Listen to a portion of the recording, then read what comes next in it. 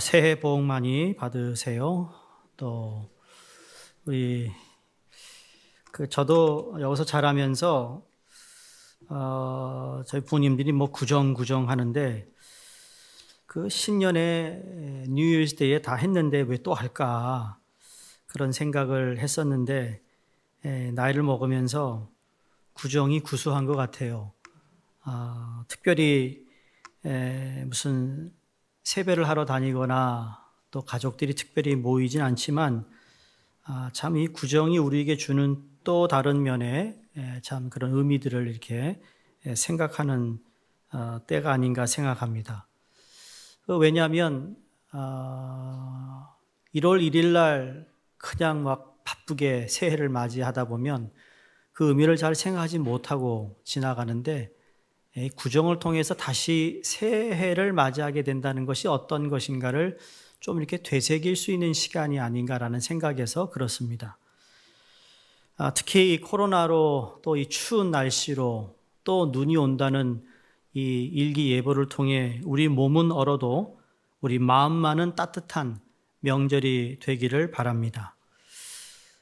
따뜻한 떡만둣국으로 여러분 오늘 마음을 좀 녹이시고 또 우리 미국에 사는 저희들 우리 발렌타인스데이이기도 한데 이 사랑으로 좀 더 우리 얼어붙었던 것들을 녹일 수 있기를 바랍니다.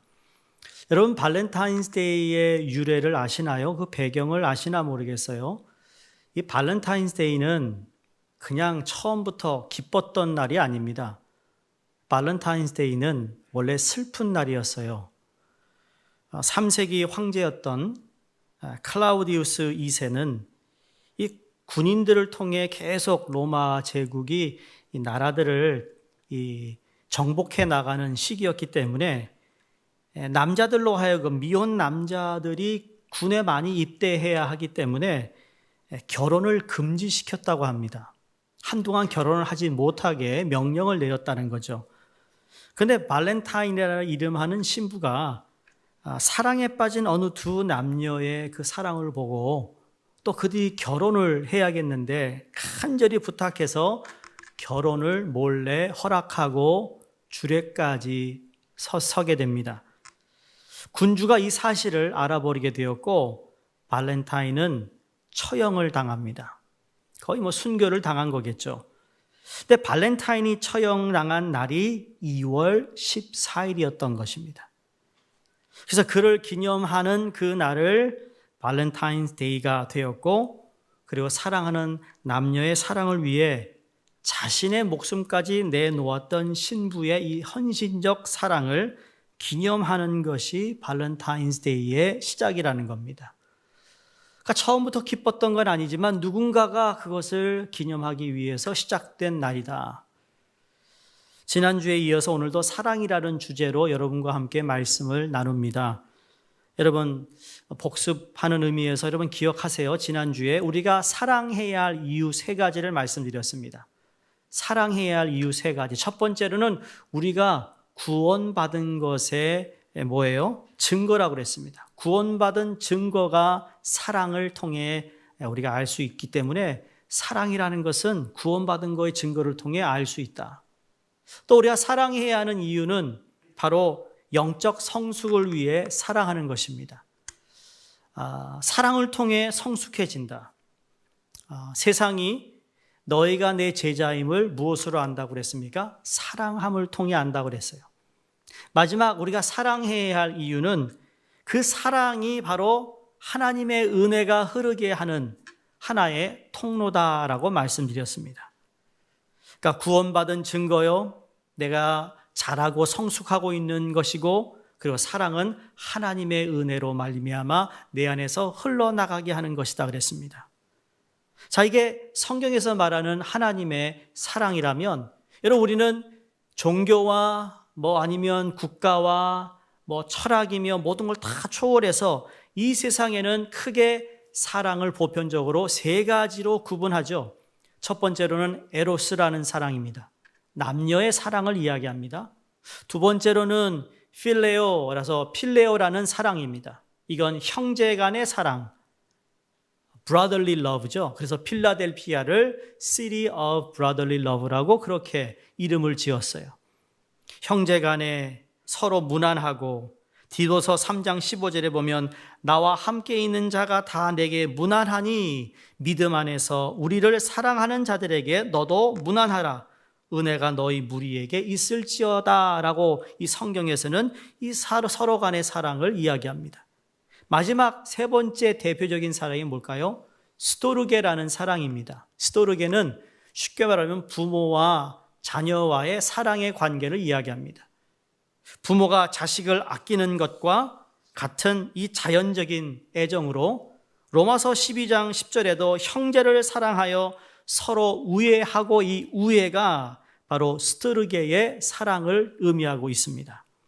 방금 이 세 가지 사랑은 우리 인간들이 이 땅 위에서 살아가면서 꼭 필요한 사랑임에는 틀림이 없습니다. 어떤 종교이든 문화를 가지고 있든 상관없이 모든 인간관계 속에서 이 세 가지 사랑은 꼭 있어야 하는 사랑임에 틀림없어요. 저희 여러분도 분명히 남녀의 사랑을 통하여 또 여러분 가정을 이루게 되었고, 가정을 이루어서 또 자녀를 사랑하게 되었고, 또 여러분이 신앙생활하며 주위에 있는 가장 가까운 사람들과 또 형제의 우애를 나누는 그러한 사랑을 우리가 지금도 살아가고 있습니다. 근데 문제는 무엇인가 하면 많은 경우 사람들이 어느 한 사랑, 그러니까 한 사랑을 어떤 인생의 전부라고 생각할 때 문제가 생긴다는 거예요. 사랑의 균형을 잃어버린 채 어느 한 부분에만 치우치는 경우 온전한 사랑을 하고 있다라고 말할 수가 없던 것이죠.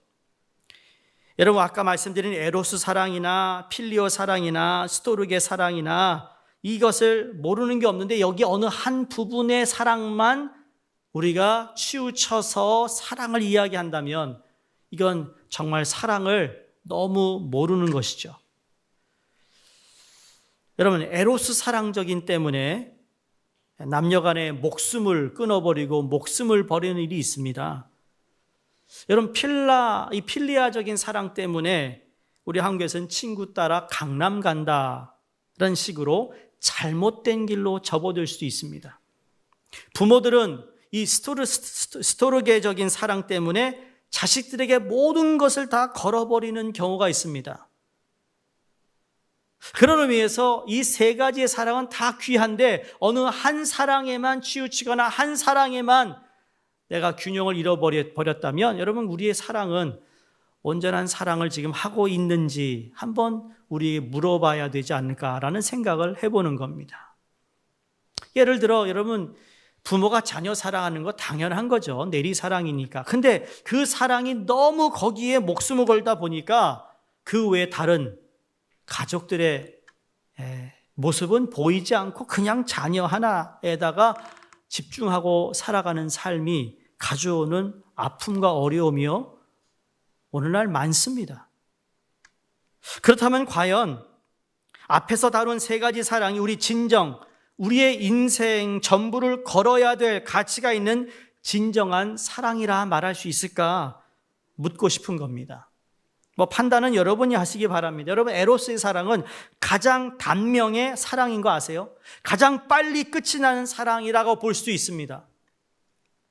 왜냐하면 에로스의 사랑은 남녀가 그렇게 사랑하다가도 뭐가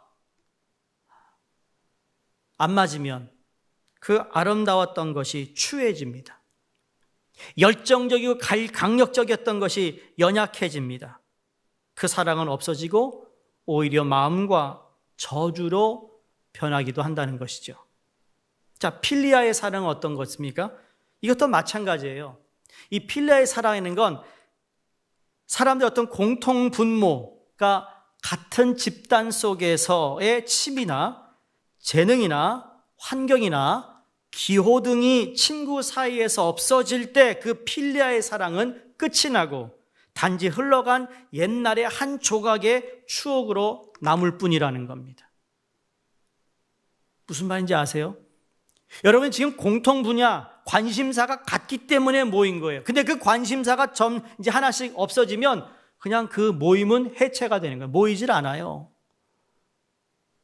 한국의 그 학교 동문, 동창회 가보시기 바랍니다. 안 가는 이유가 뭐죠, 여러분? 왜 안 가세요? 그 이유가 있어요. 아마 그 중에도 이 스토르게의 사랑은 좀 더 나은 것 같아요. 피와 관계가 있는 혈연의 사랑이 이 부모와 자녀와 형제의 사랑인데, 아버지가 아들을 사랑하고 어머니가 딸을 사랑하고, 그래서 인간의 사랑 중에서 가장 장수하는 사랑이라고 볼 수 있습니다. 근데 어떻습니까, 이것도? 자녀들이 장성해서 결혼을 하면 부모의 곁을 떠납니다. 부모를 곁을 떠나는 것은 나만 떠나는 것이 아니라 나의 형제 자매도 부모를 떠나고 어느 지역에 사느냐에 따라서 멀으면 멀을수록, 보지 못하는 시간이 많으면 많아질수록 피는 같이 나눴지만 정말 진정한 어떤 가족의 사랑을 나눌 수 있는 한계가 있습니다. 그래서 한국말에 이웃 사촌이라는 말이 생긴 것이죠. 이렇게 인간의 사랑인 에로스, 필리아, 스토르게의 사랑은 영원하지가 못하고 언젠가는 사라지는 사랑이라고 볼 수 있습니다. 따라서 이런 변하는 사랑, 영원하지 못한 사랑에 우리의 인생을 다 걸 수는 없는 것 아니겠습니까? 물론 어디까지는 우리가 이 땅에 살면서 사랑하고 그 사랑으로 우리가 살아가겠지만, 거기에 우리의 모든 인생을, 내 목숨을 다해 걸 수 있는 것은 아니라는 거예요. 우리가 전적으로 추구하고 바라야 되는 사랑은, 진정 가치가 있는 사랑은 영원히 변하지도 않고 없어지지도 않는 그 옛날 예수님께서 베드로에게 원하셨던, 그리고 지금 이 순간에도 우리 모두에게 원하시는 사랑인데, 그것이 바로 아가페의 사랑이라는 겁니다. 조건 없는 사랑이에요. 요한복음 21장은 예수님이 부활하셔서 제자들을 다 만나러 다니십니다. 그리고 승천하시기 전에 예수님께서 제자들과 더불어 이 디베랴 바닷가에서 조반을 드시면서 베드로에게 아주 중요한 세 질문을 하는데, 같은 질문이었어요. 베드로야, 네가 나를 사랑하느냐라는 질문입니다. 그 기록 속에 나오는 예수님과 제자의 베드로의 대화를 보면 3번에 걸쳐서 네가 나를 사랑하느냐라고 물었을 때, 그 물음 중에 첫 번째 물음과 세 번째 물음은 다른 것이 아니라 아가페의 사랑으로 나를 사랑하느냐라고 물었던 물음이었습니다. 근데 이 물음 앞에서 베드로가 어떻게 대답하죠? 필리아의 사랑으로 대답합니다.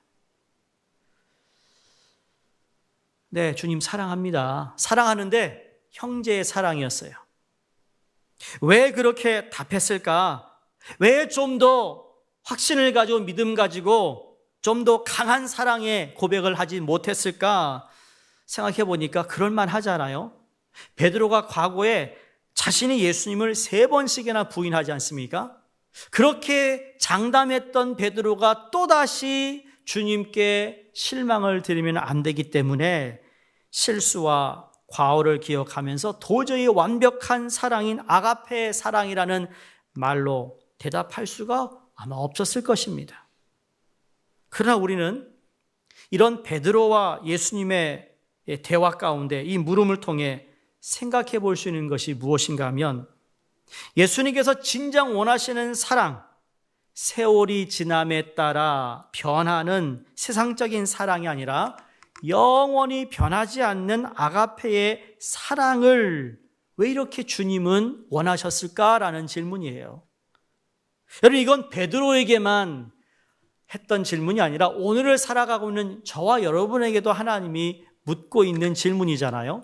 아무개야, 네가 나를 사랑하니? 그 사랑은 아무개야, 하나님의 사랑으로 사랑하니? 아가페의 사랑으로 사랑하니라는 질문이었어요. 우리 예수님께서 이런 사랑을 원하시면서 여러분 의도하셨던 것은 과거에 주님을 배반했던 베드로를 책망하기 위해서도 아니고, 그를 꾸짖기 위해서도 아니고, 그를 나무라기 위해서 한 질문도 아닙니다.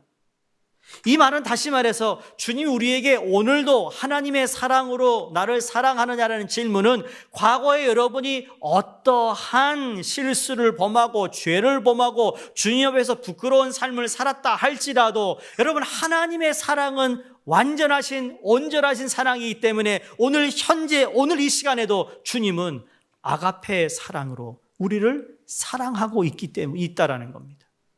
그러기에 베드로에게 주님의 양을 먹이라는 사명을 주기 위해, 주님의 양을 치라는 임무를 주시기 위해, 그 일을 하기 위해서는, 주님의 일을 감당하기 위해서는 사랑이 있어야 된다는 거였어요. 예수님께서 3번에 걸쳐서 사랑을 요구하시고 확인하셨던 것은 오직 아가페의 사랑을 가진 자만이 주님의 일을 감당할 수 있기 때문입니다. 여러분, 아무리 에로스가 정열적으로 사랑하고 아무리 친구하고 내가 따라서 어디든지 갈 수 있는 그러한 우애감이 있고 부모가 아무리 내리 사랑을 하고 그 사랑에 다시 부모를 공경하는 사랑이라 할지라도 하나님의 아가페 사랑 앞에서는 비교할 수 없는 사랑이 아닌가라는 거예요.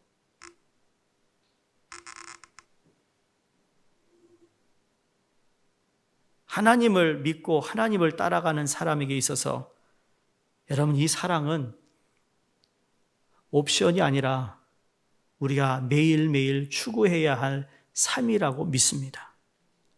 이 사랑이 있으면 내 눈에 차지 않고 내 마음에 들지 않아도 하나님의 조건 없는 사랑 때문에 넉넉히 그 사람을 끝까지 사랑할 수 있고 또 그 자녀를 끝까지 내가 용서하며 살아갈 수 있는 것이며, 내 주위에 아무리 나를 아프게 하고 힘들게 하는 사람이 있다 할지라도 그 하나님의 사랑은 끝내 이긴다는 사실입니다. 사랑하는 성도님들, 이 사명은 베드로에게만 허락하신 것이 아니라 예수를 믿는 모든 하나님의 자녀들에게 사랑의 사명을 주셨다고 믿습니다. 우리가 전적으로 추구하고 바라야 되는 사랑은 진정 가치가 있는 영원한 이 사랑, 변하지 않는 사랑, 없어지지도 않는 이 사랑, 예수님께서 베드로에게 원하셨던 것, 지금 이 순간에도 우리 모두에게 원하시는 아가페의 사랑을 여러분, 우리는 먹어야 살고 이 사랑을 나누어야만 잘할 수 있다는 사실을 꼭 기억했으면 좋겠습니다. 에로스 사랑, 필레오 사랑, 스토게르의 사랑, 하나님의 아가페의 이 사랑, 여러분, 이것이 실질적으로 저와 여러분의 삶에서 그럼 어떻게 표현되어야 할까?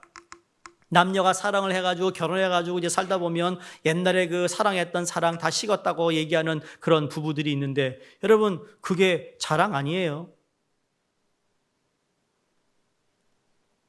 자녀들에게만 모든 사랑을 다 쏟아붓고 말이에요. 정작 사랑을 나눠야 할 배우자하고는 관심을 주지 않는 그런 사랑 역시 여러분, 회복될 수 있기를 바랍니다. 친구 좋아가지고 말이에요, 가족들하고는 시간을 보내지 않고 늘 나가서 친구 만나고 뭐 함께 노는 거 좋아하는 사랑, 친구도 적당히 사랑해야지.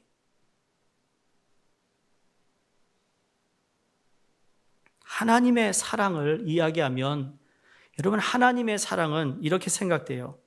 부족한 부분들을 다 메꾸는 게 하나님의 사랑이라고 생각합니다. 부족한 것도 메꿔요. 구멍 뚫린 데도 메꾸는 사랑이에요.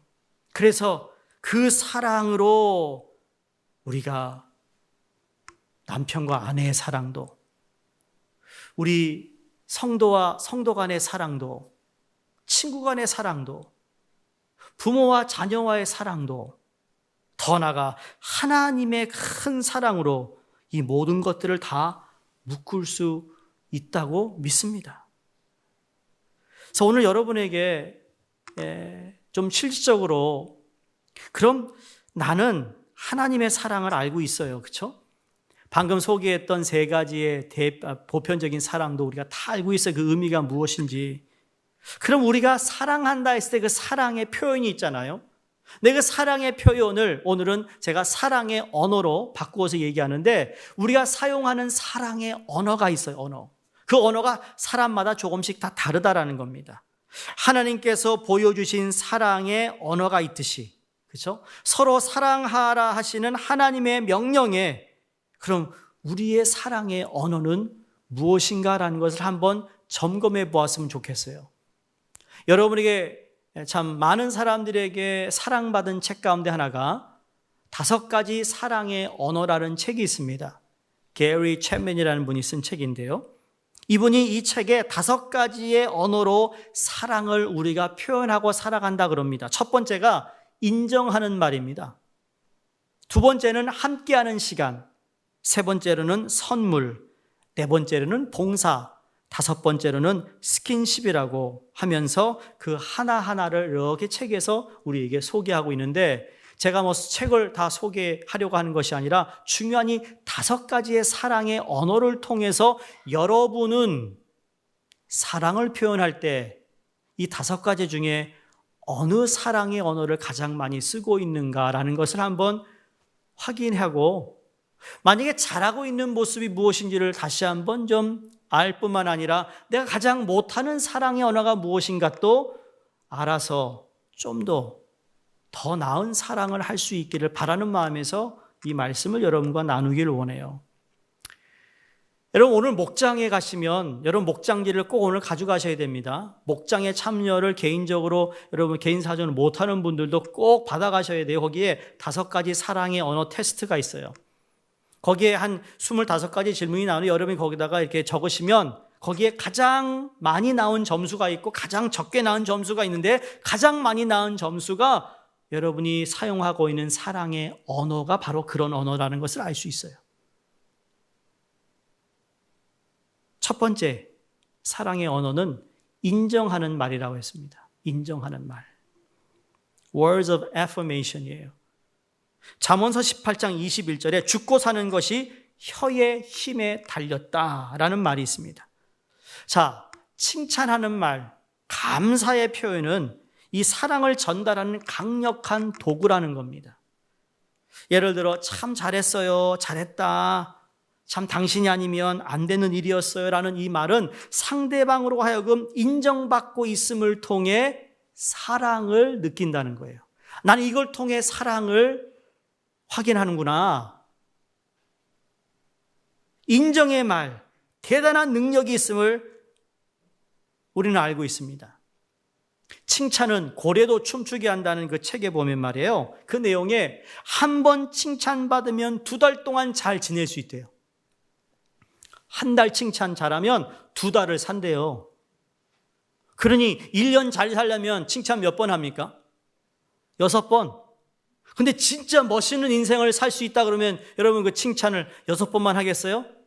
여러분, 오케이, 내가 1월 달에 했으니까 3월 달까지 안 해도 되는구나. 이게 아니고 매달 한 번씩 한다고 생각해 보세요. 아니면 매주 한 번씩, 아니면 매일 한 번씩 한다 그러면 그 칭찬을 통하여 너무 물론 뭐 눈에 다 차지 않지만 그래도 내가 인정을 받고 있다라는 것에 대한 사랑의 표현을 내가 느낄 때 살맛이 난다는 거예요. 우리 여자 성도님들 잘 들으시기 바랍니다. 특히 남자분들이 인정의 말을 듣고 싶어 한다는 거예요. 그 남자는 나도 포함돼요. 예, 진짜. 제가 결혼해서 우리 집사람이 참 그런 인정의 말을 많이 해줬어요.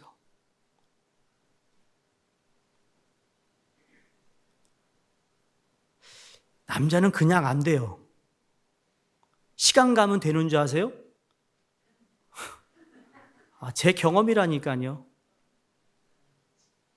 그냥 10년, 20년, 30년 살면 그냥 알아서 하겠지. 천만의 말씀이에요. 그렇지 않더라고요. 나를 보니까. 얼마나 인정을 자주 해주느냐에 따라서 달라지는 거예요.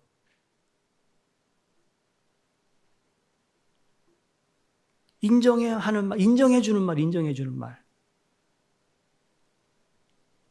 여러분 또 속으로 인정할 게 있어 인정하지 뭐. 벌써 그게 안 된다. 그게 아니에요. 제대로만 해봐요. 내가 하지. 자, 조건이 없는 사랑이니까 하나님의 사랑은. 그렇죠? 그거 하면 내가 인정하지 이거 아니고요. 그걸 못해도 칭찬할 수 있는 것을 찾아보라는 거예요.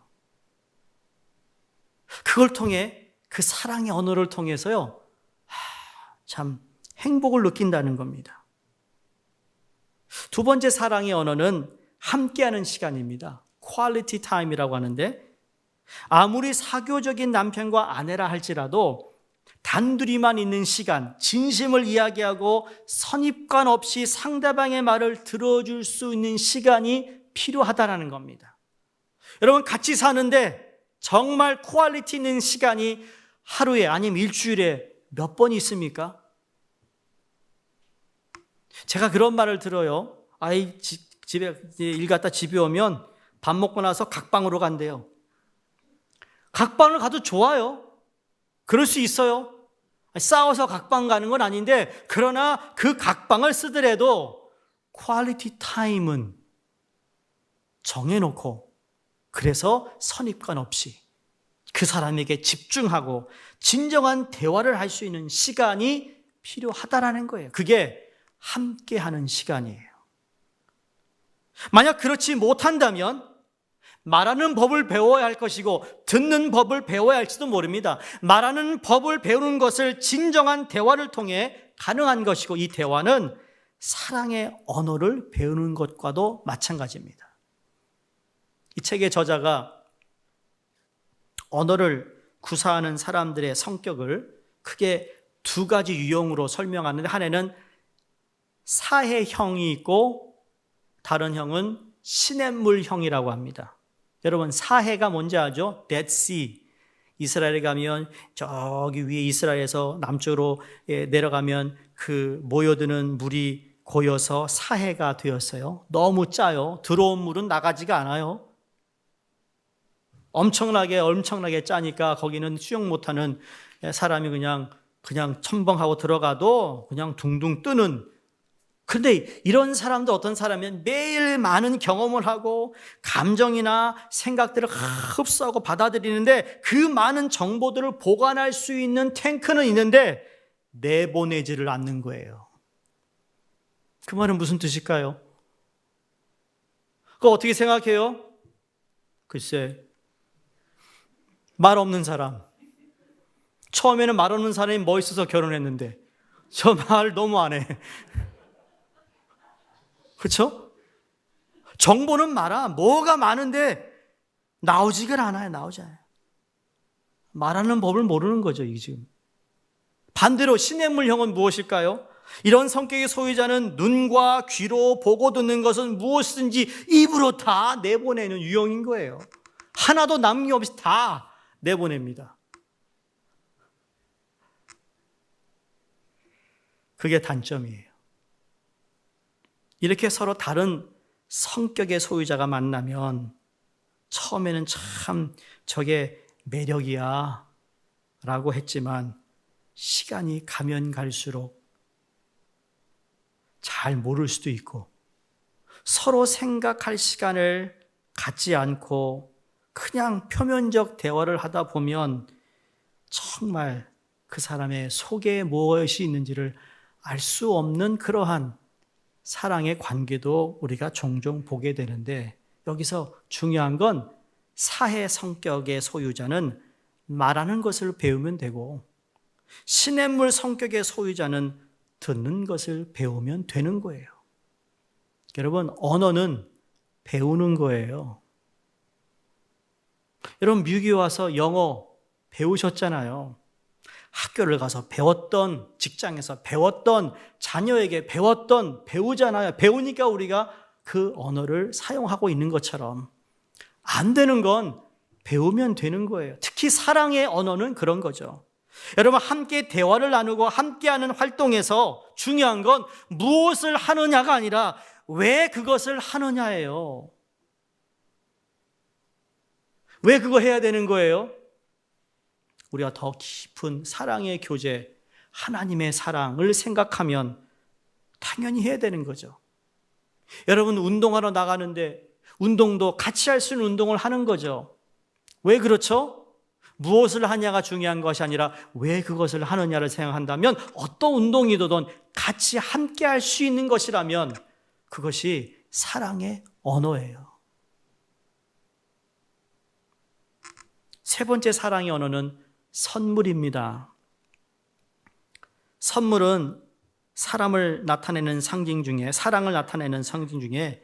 가장 큰 대표가 아닌가 생각합니다. 오늘도 우리 정권사님이 구정이라고 떡을 여러분 준비해서 여러분에게 나눠드립니다. 여러분 선물 좋아하시죠? 선물 싫어하는 분은 안 가져가도 좋습니다.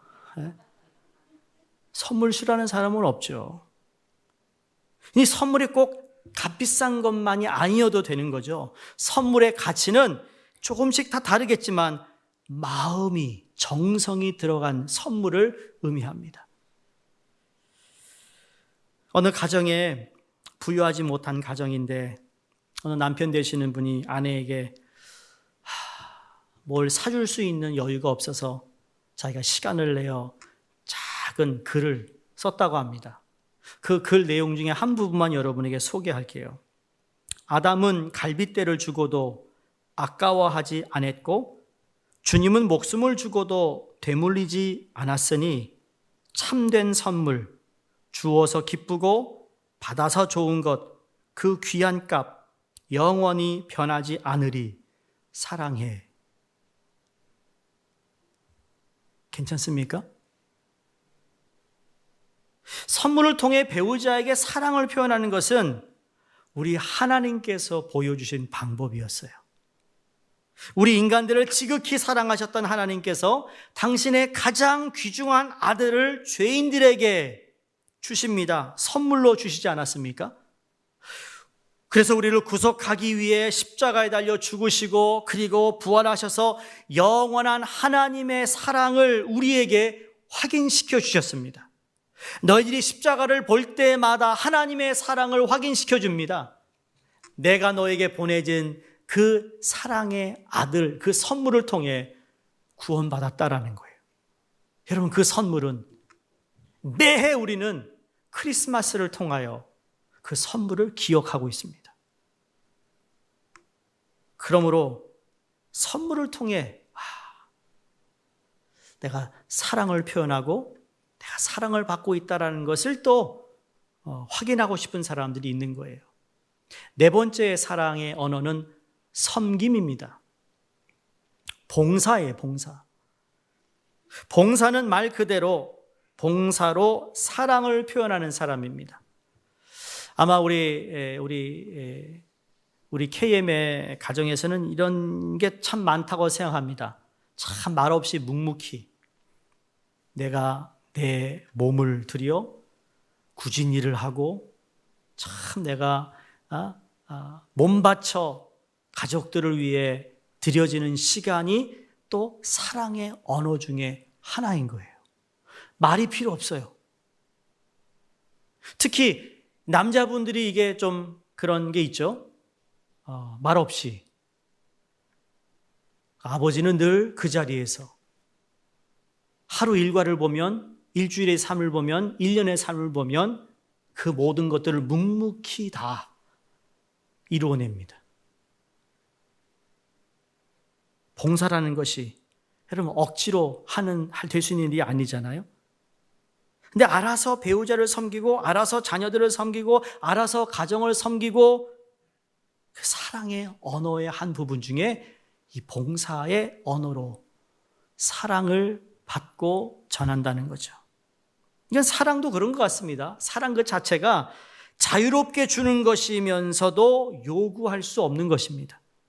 사랑하기에 서로 부탁할 수는 있지만 명령하고 강요해서 되는 것이 아니라는 거죠.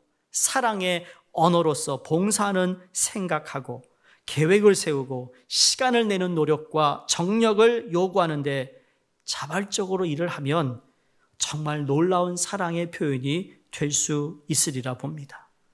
마지막 사랑의 언어는요, 스킨십입니다. 피지컬 터치입니다.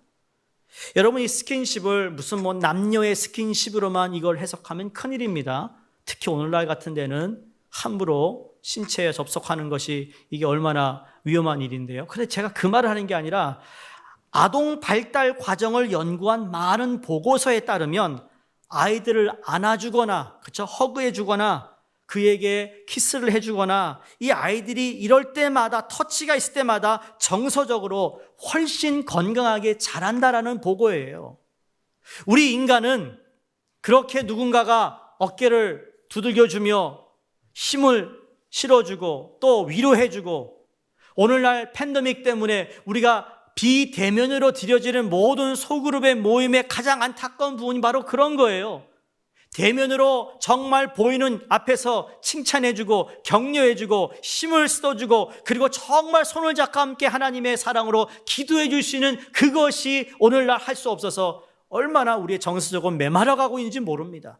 그 메말라가고 있는 그러한 가운데서 여러분, 그 어느 때보다도 하나님의 사랑이 우리에게 필요한 겁니다. 여러분, 자라면서 부모에게 정말 그런 칭찬의 말, 사랑한다는 말, 여러분 이것을 제대로 듣지 못한 사람일수록 더 하나님의 사랑을 우리는 사모해야 된다는 것이에요. 인간의 5가지 감각 중에 촉각은 신체 전반에 퍼져 있는 뇌에 전달되면 그것이 더운지 찬지 딱딱한지 부드러운지를 우리가 감지하게 되는데, 그것이 고통을 줄 수도 있고 기쁨을 줄 수 있다는 겁니다. 그것을 통해 사랑을 느끼기도 하지만 혐오감을 느낄 수도 있게 한다는 거예요.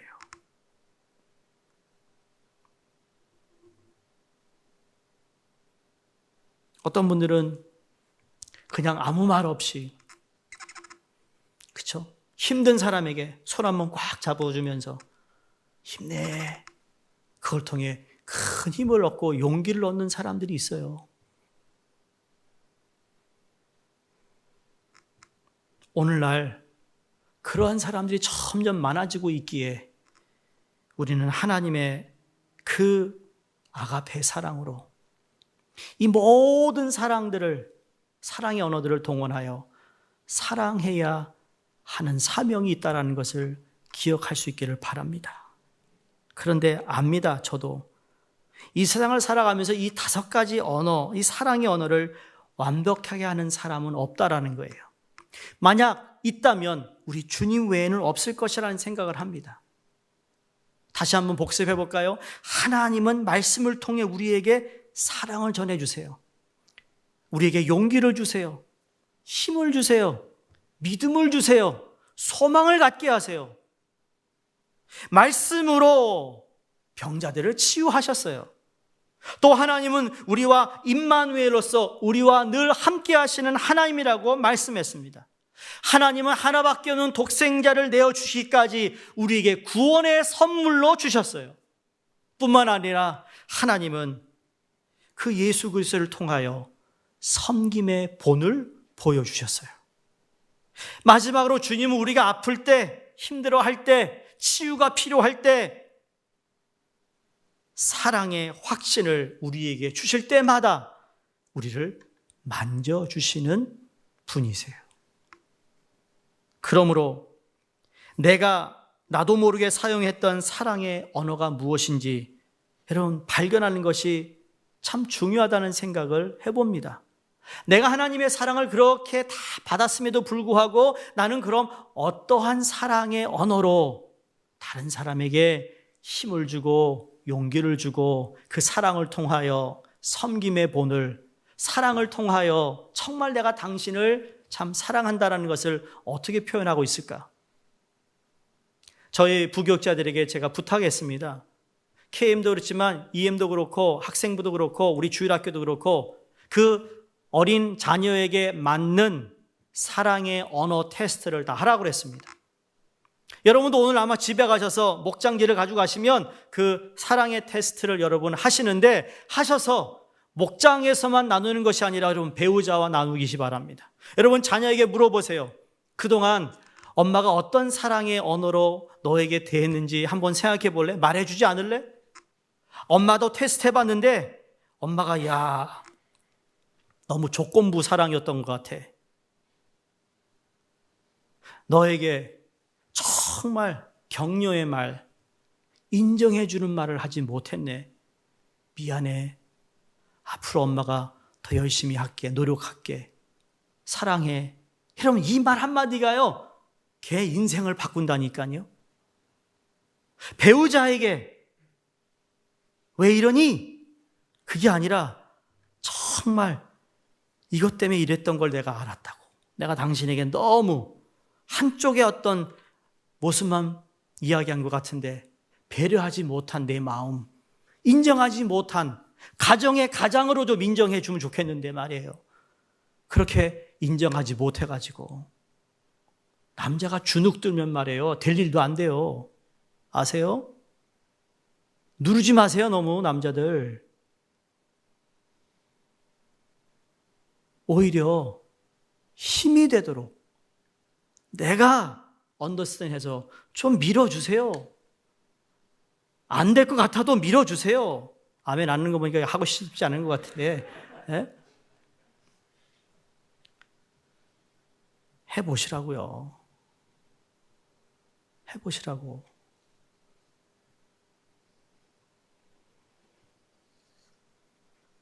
꼭 여러분이 예배 마치고 돌아가시면서 5가지 사랑의 언어 테스트를 꼭 가져가시고 내가 가장 익숙한 사랑의 언어가 무엇이었으며 가장 잘했던 사랑의 언어가 무엇이고 가장 내가 참 미흡했던 사랑의 언어가 무엇인지를 발견해서 조금 더 균형 있고 조금 더 주님의 하나님의 사랑에 닮아가는 사랑의 삶을 우리가 살아야 되지 않겠습니까?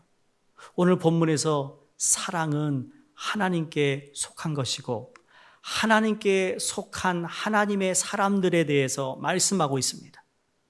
내가 너희를 먼저 사랑했다. 그러니까 너희들의 그 부족한 거 알면서도 사랑했으니 이제 너희도 서로 사랑하라. 이게 메시지인 것이죠. 바라기는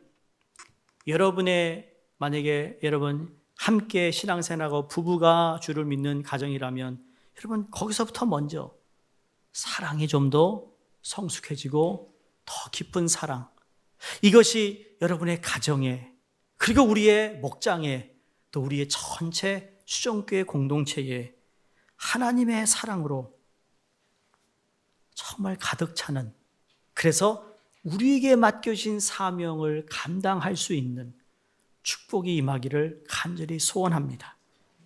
이론이 아닌 실질적으로 하나님의 사랑을 어떻게 내 삶에 가까운 사람들과 주위에 있는 사람들에게 그 사랑을 전할 것인지를 구체적인 사랑의 언어로 이어지기를 주 이름으로 축원드립니다.